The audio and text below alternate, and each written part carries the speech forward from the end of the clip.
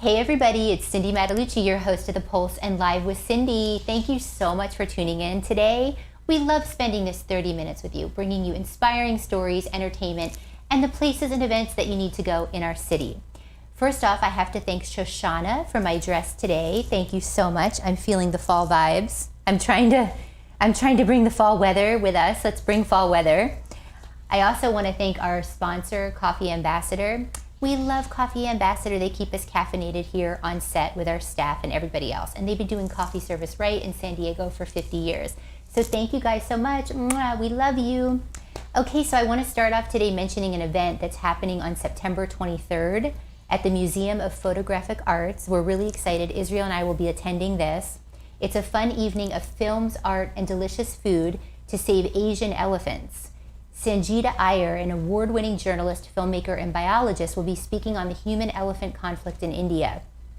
She'll be showing 2 of her National Geographic elephant short films and doing a book signing for her best-selling book, Gods in Shackles. Amy Berkman will be doing a live art performance. There'll be wine, there'll be appetizers, cupcakes, and a silent auction. And this is a fundraiser for Voice for Asian Elephant Society, which is founded by Sangeeta and endorsed by Dr. Jane Goodall, who's pretty fabulous. So she stands behind this organization. So I'm really excited to be there. You guys can go to vfaes.org for more information. There's a meet and greet at 5:30, plus a Lush gift bag and Gods in Shackles DVD. And then the general admission is at 6 p.m. And it's, I think, $75 for tickets and then $95 for the VIP. This is basically going to raise money for during the gala, which will help railroad censors to protect elephants from tragedies caused by speeding trains in India. I guess this happens quite a bit. So by employing indigenous people, VFAES is creating a peaceful coexistence between people and elephants of West Bengal. And you guys, I love my stats. 40,000, there's only 40,000 Asian elephants left, which is pretty scary. I mean, it's insane. So I feel like this is a great event to make a difference. So you guys can go to Eventbrite or you can go to vfaes.org, and we'll have all the information on our website. So we'll be there, we'll do some social media, and we can't wait to support the organization. Okay, so that was my event that I wanted to mention that we're going to. And then we want to welcome today our guest, Windus Fernandez-Brinkkord from Trilogy Financial Services. How are you? I'm great, and thanks for having me again. I love it.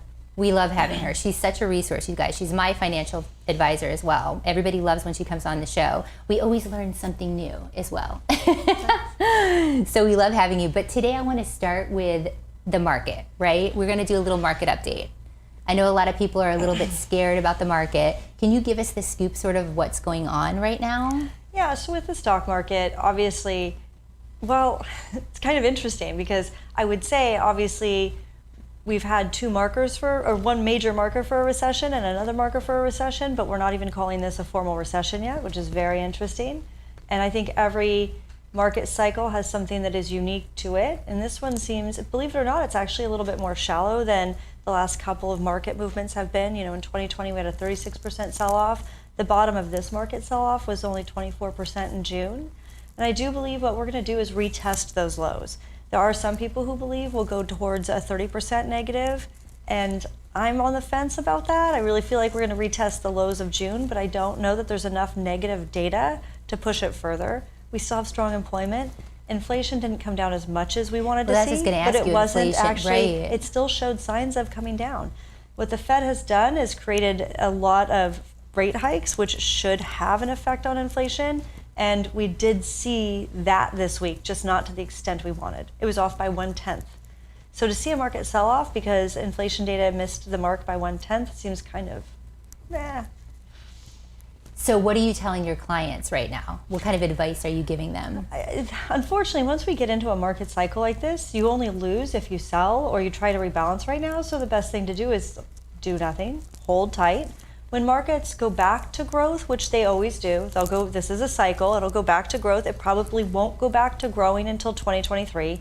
I would definitely just expect volatility where we'll have some run-ups and then a continued push towards that down again throughout the course of the year. I think we'll get 3 more Fed rate hikes. I have some predictions on that. 1 next week for 75, potentially 50 in November, 25 in December. And then they may actually slow down for a minute and see how things go. So that's a prediction. The Fed has not said that's what they're doing. So it'll be interesting. I love it, but she always keeps us in the loop. So I want to talk about stocks today. This is interesting. We get a lot of questions about that. People are always asking, what should I invest in? What should I do? What's smart? And you and I had a conversation about dividend stocks. Right, so one strategy that does work well for people, especially in a volatile market, is if you have a portion of your portfolio in dividend-paying stocks. There are a lot of stocks that pay dividends. Most utility companies pay dividends. Utility companies can also be a very safe play in a volatile market. But the cool thing about a dividend-paying stock is that as that dividend pays, if you mark it to reinvest, it will buy more shares as the market is going up and down. Okay. So this is a classic strategy of just buying more shares, dollar cost averaging into the market and getting more money to play. Now, not all stocks pay dividends. One reason a stock wouldn't pay dividends is if it was a growing company and it needed that extra capital to grow. So there's a reason why you wouldn't put all of your money in dividend-paying stocks, because you don't want all of your money in one type of an asset class. So utilities, you're saying, can be safe. I heard something about Lowe's and Target, but then I heard no. Are those types of companies good? Well, so I think we have to look back and reflect on the last 2 years where we have some companies who had a run up in their stock that may be actually overvalued. FedEx is kind of a good example of a company that's a very strong company but had a very bad report. Target had a really rough report this year. So again, making sure you don't have all of your money in stocks that benefited from the pandemic, but maybe some other stocks that are just maybe didn't see the growth in the pandemic, because we have investment models that are positive year to date, but what those buy is large cap value dividend stocks that don't happen to be in technology. Then you might actually have eked out a little bit of a return right now. Okay, I love that. Well, and I think you just need a good advisor. I think that's a good start. Well, it's a good advisor. I obviously would advocate for a good advisor, but if you choose to try to read and do it yourself, because some people do a lot of things themselves, right, make sure you're diversified. This idea of everything in the S&P 500 is so annoying and old in the wrong direction. Like, it had 10 years of losses from 2000 to 2010, but it had 10 years of serious growth, or 12 years actually, from 2010 to 2022. But it's not going to be the thing that always performs at the top. So you shouldn't have all your eggs in one basket. Great advice. That's why you're my financial advisor. Good stuff. Okay, so I want to dive into something today, you guys. This is a hot topic. We got questions from viewers with this too. So life insurance, so many things. It seems like a simple thing, but I feel like it's not quite so simple. There's nothing simple about life insurance. So for the viewers that don't know what life insurance, I'm sure most people do know what it is, but for those that don't know, tell us what life insurance actually is. Well, the basic idea about life insurance is that you have taken out a policy to protect your family or loved ones, to provide money upon your passing. But over the years, life insurance has become a lot more than that. So people of a certain economic class who have a lot of extra money may actually use life insurance as a tax shelter. A lot of people believe that they should just buy term and invest the difference. In turn, that is a strategy. One of the biggest things about life insurance is there are several different types of life insurance policies, and it's making sure you spend some time educating yourself on both what you can afford, but what's the right fit for your situation. Well, right, and there's two types, and this is what's interesting. I never knew this, and I was like in the payroll world forever. I thought I would know this, but there's temporary and permanent. So right, so what's often what's referred to as term and permanent. Term, right? You're saying term because it's good for a term, an amount of time, right? Yes. So the difference is term insurance runs a lot like, I like to say, car insurance. So you take it out, and if you don't use it, it expires, and it's not like you get money back. There used to be a product called a return of premium term. I haven't seen that in a long time, where if you didn't die or use it, it would give your premiums back, but you actually would pay a premium to buy a return of premium term. And that's not necessarily what I would recommend. But a lot of term policies now have something called living benefits attached to them. Living benefits are critical, chronic, and terminal illness riders where you don't actually have to pass away to use your term insurance. When I was first started in the industry, less than 4% of term policies paid out because the medical advances made it where you almost certainly were going to outlive your term insurance unless you had an accident or some crazy medical event. But with the living benefits, I have paid out some living benefits even recently, and it does expand your ability to cash out your insurance. Unfortunately, you have to be really sick or have had a major event to do that, but it can layer in an additional protection for your financial plan. So what would you recommend, or is it kind of different for each person? It's such a, so what I would recommend is not working with someone who only sells one product. So we have a lot of people that I basically have to go fix their insurance because this one person came into their life and they only sell permanent insurance, and they force them into a policy that may not have made sense for their financial situation. There's a time and a place where permanent insurance is an incredible instrument. It builds cash value. I've had clients who used it and then used it for the cash value accumulation and cashed it out when they retired. It's a good strategy in the right situation. It's just not the right strategy for everyone. Right, and I had no idea about this. So the other thing I was going to ask you is, like, how much do you need to cover your family? Is that something that you sort of, there's a great calculator? We have some software that we run that actually would take into consideration a lot of factors. The debt you have, when the debt's going to expire, when the kids are going to go to college. You have very extensive life insurance calculations. But just as a rule of thumb, the minimum insurance you should have is 10 times your salary. And a better calculation would be 20 times your salary, especially if you have children. Wow, that's good to know. So what age should you get a policy for those millennials out there? Well, if your parents didn't take a policy out on you when you were a kid, because a lot of people have kid policies that they can turn into really good permanent policies. I have some policies on my children, and it protects that kid's insurability, which is, it's nice to be able to hand them something that had built some cash value that they can take throughout the rest of their life. Wow. So to be honest, as young as when you're born with a kid policy. Okay. Yeah, I did actually take out my own life insurance when I was 22, before I was married, before I had kids, because I did want a permanent policy. And if you're going to buy permanent insurance, the younger you invest in it, the better the cost of insurance, therefore you accumulate more cash value. Right. So, but typically a triggering event for the average client is, I have a family, I've bought a house. That's more common. And then the policy where you could take money out, right? Those are going to be more expensive policies. Well, right, and there's a window of time in your life, and like I would say that kind of, not to say in your 40s is, well, that's not it, but the cost of insurance in your 40s starts to creep up to a point where the permanent policy cash value accumulation doesn't run as favorably.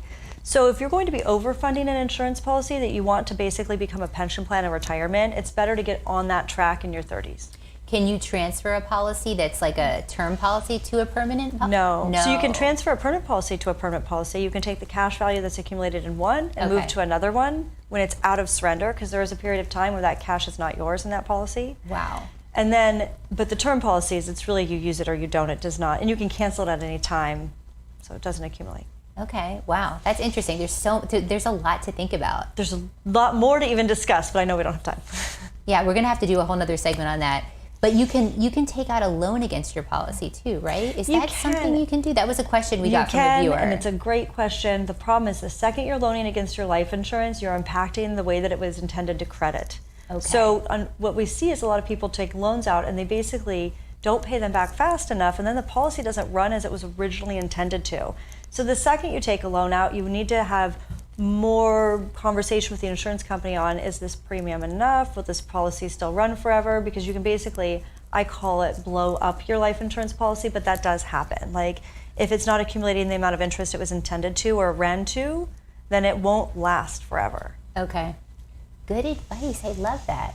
But your firm provides these services and more. Yes. So basically, people can review life insurance. We'll look at whatever you have. We'll tell you if it's good, if you should keep it, or if there's something that might be better for you. And just give everybody, before we let you go, an overview from investing, financial, stock, everything you would handle for them. Right. So if you think about from a financial planning perspective, we even go down into the weeds and make sure you have a budget. If a budget is important to you, we'll look at budgeting, retirement planning. If you need a trust, we coordinate with trust attorneys to make sure that everything is really, we kind of think of ourselves as a primary care physician. We want to make sure everything is taken care of in your finances, and if we don't do it, we're going to bring someone in to help you. I love that. And we have everything up on the website. She also does a free consult, so you can contact Windus for that. Her team is amazing. Well, I just want to say thank you. I always feel so much better after you leave. I feel like I know more. And then I feel like I need another meeting with you. Thank you. And hopefully I haven't driven you to drink, but now we have the spirit section next, right? It's perfect. Well, thank you so much. You guys, we're going to take a quick commercial break. Speaking about spirits, we're going to show you two of the brands that are actually at the San Diego Spirits Festival. And then when we come back, we have founder Liz Edwards. So don't touch that mouse. We'll be right back. Thank you.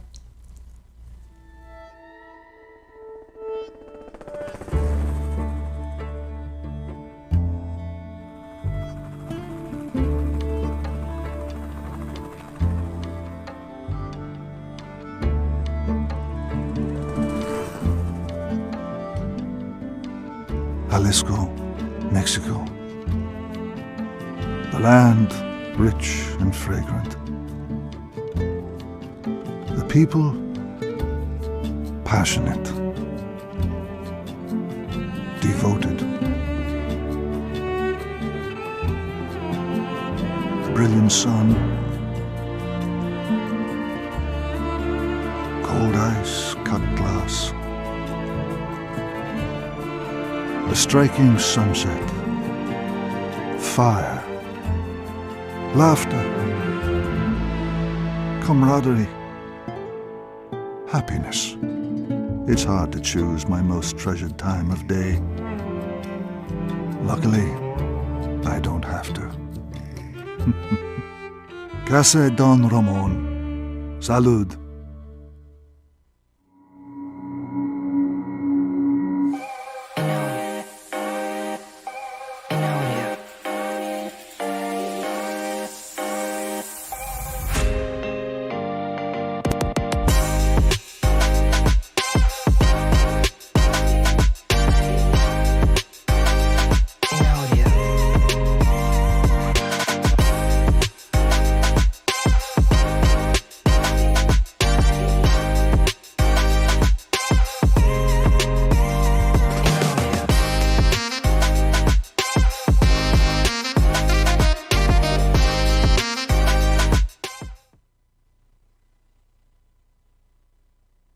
Everybody, welcome back to The Pulse. We just showed you two fabulous commercials. We are here with Liz Edwards, founder of the San Diego Spirits Festival. How are you? Very well, thank you for having me. I am so excited to have you. This festival sounds amazing. For those of you that don't know, it's the major cocktail cultural extravaganza celebrated annually each summer in San Diego. That's correct. And this is your 13th year, so I want to say congratulations. Thank you. How does it feel to do this for 13 years? It's amazing to know that here I am 13 years later from where I started this in 2009 and have moved it to La Jolla. So from downtown, all these years, 12 years downtown, to year 13 to La Jolla. Well, what was your inspiration? Because I know you used to have a show, right? I did. I used to have a media production company similar to what you do called Let's Play Downtown. And I'd interview people on the red carpet for movie festivals, spirits events in particular. And that's where I actually got a step into the spirits world, and I met quite a number of people within the world. And it was actually in 2009 when our economy took that same nosedive that we're nearly in today. And I was at the bar and nightclub show in Las Vegas at one of the spirit events. And while I was there, one of the ambassadors from one of the big brands said to me, "Hey Liz, you know everybody in the business right now. There's nothing like this in San Diego. You know the media, you know the spirits world. Why don't you do a spirits festival in San Diego?" And that's where it started. That's amazing. I love that. And you just didn't slow down, which is fabulous. I mean, every year it's amazing. And this year, right, I want to talk about some differences. Yeah. Because La Jolla, Yes. let's talk about the location. The location is amazing. For those people that don't know La Jolla, the Museum of Contemporary Art is right in the middle of La Jolla on Prospect Street. And the gallery itself is world class. They were closed for just over 2.5 years prior to COVID. So It wasn't COVID that closed the museum. It was this $200 million plus renovation that they did at the museum. I'm actually falling out of my top. But so the museum closed, and last year with the San Diego Spirits Festival at the Port Pavilion, a lot of the brands said to me, "Liz, you've been here all these years. Isn't it time you had a move?" And I just went, where is there going to be a venue that will give me the ocean view, have the feeling of being an indoor-outdoor event? I live in La Jolla, and I immediately said to my husband, "Alan, the museum, I know it's closed.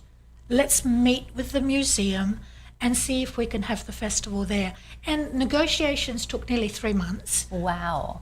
But we've done it, and we've moved to La Jolla. Well, and Inside Out Terraces, I mean, it's going to be amazing. For those that went to the grand opening of the museum, everybody was just blown away because it is indoor-outdoor space, and a lot of the spaces have views of La Jolla Coast, and it's just basically you're looking at the ocean.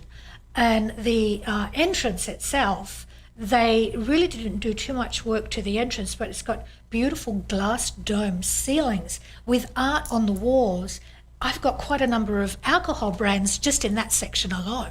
That's amazing. And admission actually includes access to the galleries as well. So you get to enjoy that. That's right. You get to enjoy going into the galleries. You can't take your alcohol into the galleries, unfortunately. That's understandable. But you can, have some fantastic cocktails, have a sip, put it down, view the gallery. We've got fantastic entertainment as well. Ooh. So it's not just about the spirits and the galleries. Everywhere you look, we will have something happening. Well, and that's what I wanted to ask you about. So what can viewers expect when they come, right? Activations, bars, give us the scoop. Well, when they arrive, they are going to see some amazing activations with the alcohol brands, and we've got some fantastic brands, but it's not just all about the alcohol. We've got some entertainment. We have samba dancers. We've been known for the samba with the San Diego Spirits Festival. Belly dancer. She is bringing the snake for those that are scared of the snake. Oh, I heard about the snake. Yeah, the snake. We have a couple of people that are fearful, but it's a friendly snake. We have a pole dancer, actually. She is from LA. She is amazing. And then the other entertainers we have two bands, one on Saturday, one on Sunday. So you've got live entertainment. And then also I came across this gentleman about 6-7 weeks ago. He is a live flamenco player who writes his own music. Wow. He's out of New York, and I've booked him. So he'll be on one of the terraces playing flamenco music. So in every area of the museum, and there's 5 locations. So 5 different settings. 5 different settings, and each one of these settings, there's something going on. There's different alcohol. You're not going to come in and see a row of tequila, or vodka. You're going to be surprised from every little section. There's something different. Well, and you've got some today. You have the sponsor, right? This is your, I love this bottle. This bottle is amazing. This is Don Ramon Tequila. Actually, this one is also Don Ramon Tequila. And they are one of our top sponsors, and they'll be outside in Art Park. If anybody knows the museum, there is a statue of what we call the Running Man. That's Art Park, and there's a room in there that's called Seaview Room. Don Ramon is in that room, and they will have that. These bottles run $600 plus a bottle. You're going to taste this. Well, that's what I was going to say, is you can taste stuff that you wouldn't be able to taste anywhere. You wouldn't be able to taste anywhere. For instance, this beautiful bottle right here is amazing. This tequila, the history behind this particular tequila is it's a woman-owned plantation. They grow their own tequila. They actually create the tequila the old-fashioned way, and then they create the bottles. The bottle's amazing. This is also one of their bottles. Wow. So you'll get to hear the history behind the brand. So a lot of the brands that are there, it's actually you're talking to the distiller or you're talking to the brand ambassador. So they're educating you on the brand. Yeah. So this is another fantastic one. This has just been launched. It's just amazing. When I look at some of the bottles and the decorations in these bottles, it's amazing. And these brands will also tell you where you can buy it. You cannot buy it at the festival, obviously. Okay, that's good to know. But you can try it, find out that I like to taste stuff before I buy it. Of course so you do. It's perfect. Yeah. and a lot of the brands are actually doing some signature cocktails. So they'll show you how to make that particular cocktail as well. So, the whole thing it's an experience. Yes. It's an experience. And there's over 65 brands. And then you guys are going to have some food too. Yes, we are. We've got six restaurants doing food. Ranch events, which they're actually doing my daughter's wedding next year. I love that. So I'm really happy about them. Mermaids and Cowboys, they're actually in La Jolla. Lobster West, also from La Jolla. Oh, yummy. B-Side Gallery is in Del Mar, and they are about to open in La Jolla. So I'm really pleased that they're there. I hope I don't forget anybody, actually. Starfish Eatery in the alcove. Starfish Eatery, that's a Filipino type they're going to have Filipino type tasters, and the alcove, they're going to have vegetarian style. So there's going to be something for everyone. Something for everyone. And these aren't, guys, these aren't like you're going to get a full entree. These are appetizers. So you get to taste these different appetizers, have these fantastic cocktails, and be entertained. Well, and here's a unique fact. Liz also hosts and runs the SD Spirits International Bottle Competition. That's correct. And many of the winners are going to be there, right? A lot of these brands that you see here today, all of these except for this one, were in the competition. This particular one is such a fun brand. It's a gin, guys. It's actually a gin. It's an Italian gin, and it won a gold medal. The product inside this is amazing, and you're going to try it. Everything here was in the competition except for this one here. And they all medalled. We've got some double gold medals here. We actually have Uncle Nearest, which I don't have the bottle here with me today. They are the only platinum winner. And you will be able to taste those brands at the festival as well. So we've got great gins, great whiskies, tequilas, vodkas. There's anything that you can imagine. All the spirits that you want. Well, and so you were telling me you were expecting a few thousand people at this event, we're getting right? a few thousand that we usually get. Yeah. So you guys get out there and buy those tickets. Get your tickets now, you guys, because they're going to be sold out. And tell us real quick, it's the 24th and 25th. That's correct. Of September. 24, 25. What's great about the Saturday, we're starting a little bit later than we usually do. We're starting at 3 and finishing at 7. Because I want to take advantage of the sunset. Oh, it's going to be so over pretty. La Jolla. So it's going to be really, really pretty. And then on Sunday, we're going to start at 1 and finish at 5. Still 4 hours both days. So 4 hours of a fabulous afternoon. What better way to do it but to celebrate at the San Diego Spirits Festival in La Jolla. It's going to be amazing. And you guys, Uber. There is parking on the street There in La is. Jolla, but we were saying Uber, right? We want to make sure you be safe out there. That's right. Be responsible. Be responsible. I always say that, take a Uber, take a Lyft, don't drink and drive. Yes, and you guys will be there, so we'll be doing some social media. And then I have to ask you before we go, what's your favorite thing about the festival? What's my favourite thing about the festival? Can I be really honest? Yeah. When it's over.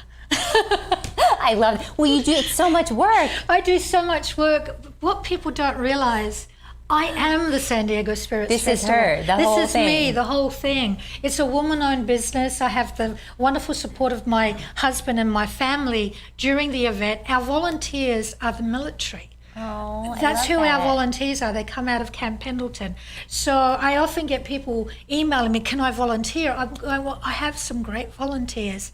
And I just love supporting the military. I actually do donate tickets to the military as well. That's amazing. So, it comes from the heart. I love that I've created this event and I've seen it grow. People didn't believe in me to start with, but here I am, guys, 13 years later. See, for those budding entrepreneurs out there, don't let anybody crash your dreams. If you've got a dream, and look at this 13 years later. Yeah. If you have a dream, guys, just get out there and do it. Don't let anything stand in your way. Well, I just want to say congratulations on everything that you're doing. We love Thank it. you. We cannot wait to try these spirits. Thank you guys so much for tuning in. And then everybody can go to the website, SanDiegoSpiritsFestival.com. We have everything on the site as well. We also have Eventbrite, which they can get on Eventbrite as well. Tickets are on Eventbrite. So if you go to the festival website, it'll take you to Eventbrite. That's so great. Well, thanks for being here today. Well, thank you, and we'll see you for a drink at the festival, of course. Yes, we will. Okay, you guys, that's going to do it. I want to mention that we do have San Diego Film Festival on next week. We have some great people coming on. The week after that, we have the Taste of Rancho Santa Fe. We've got a lot of stuff going on this month for you guys, of course, content. So be nice out there, be safe. It's cooler, so you won't be as hot this weekend, but be nice to each other, and we'll see you next time when we put our finger on the pulse of San Diego. Thank you. Thank you for having me.